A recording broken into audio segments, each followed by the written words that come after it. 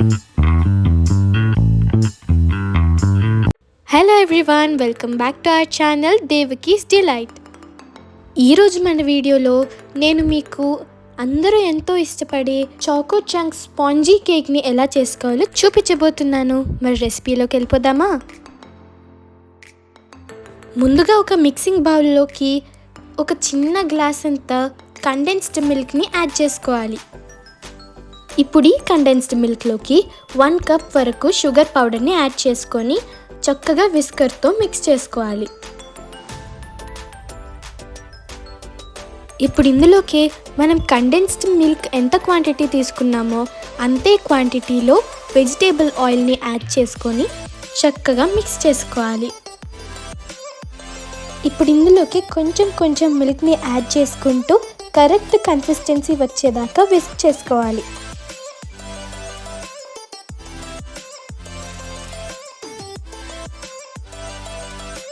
Batter ఈ కన్సిస్టెన్సీలోకి వచ్చిన తర్వాత ఇందులోకి 2 కప్స్ గోధుమ పిండిని, అలాగే 1 teaspoon cinnamon powder, 1 teaspoon baking powder, అలాగే 1 టీ స్పూన్ బేకింగ్ సోడాని కూడా యాడ్ చేసుకొని జల్లెడలో నీట్గా జల్లించుకోవాలి. ఇందులోనే 1 టీ స్పూన్ వెనీలా ఎసెన్స్ కూడా వేసుకొని కన్సిస్టెన్సీని బట్టి మిల్క్ని యాడ్ చేసుకుంటూ చక్కగా మిక్స్ చేసుకోవాలి. ఈ కేక్ బ్యాటర్ని ఎప్పుడు ఒక్కటే డైరెక్షన్లో మిక్స్ చేసుకోవాలి.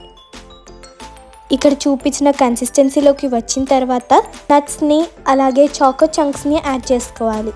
ఇప్పుడు ఈ బ్యాటర్ని బటర్ పేపర్ గ్రీస్ చేసుకొని పెట్టుకున్న ఒక తెల్ల గిన్నెలో మాత్రమే ఈ బ్యాటర్ని మనం వేసుకోవాలి.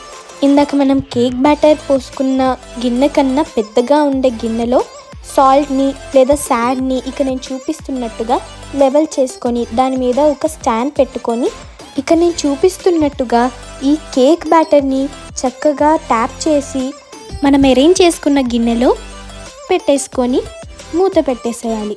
దీన్ని ఒక 30 మినిట్స్ వరకు కదల్చకుండా బేక్ చేసుకోవాలి. కేక్ని మనం స్టవ్ మీద పెట్టే ముందే అరేంజ్ చేసుకున్న బౌల్ని ప్రీహీట్ చేసుకోవాలి. ఇక నేను చూపిస్తున్నట్టుగా నైఫ్కి అంటకుండా వస్తే కేక్ కుక్ అయినట్టు. మన కేక్ కుక్ అయిపోయింది. ఇప్పుడు దీని టేస్ట్ ఎలా ఉంటుందో ట్రై చేయాలని ఉంటే మీరు కూడా మీ ఇంట్లో ఖచ్చితంగా ఈ కేక్ని, ఈ రెసిపీని యూస్ చేసి బేక్ చేసుకోండి. నేను చెప్పిన ప్రాసెస్లో చేస్తే ఖచ్చితంగా కేక్ ఫెయిల్ అవ్వకుండా చక్కగా టేస్టీగా వస్తుంది. ఇలాంటి మంచి వీడియోస్ కోసం, వ్లాగ్స్ కోసం, రెసిపీస్ కోసం మన ఛానల్ని సబ్స్క్రైబ్ చేసుకోవడం మర్చిపోకండి. బాయ్.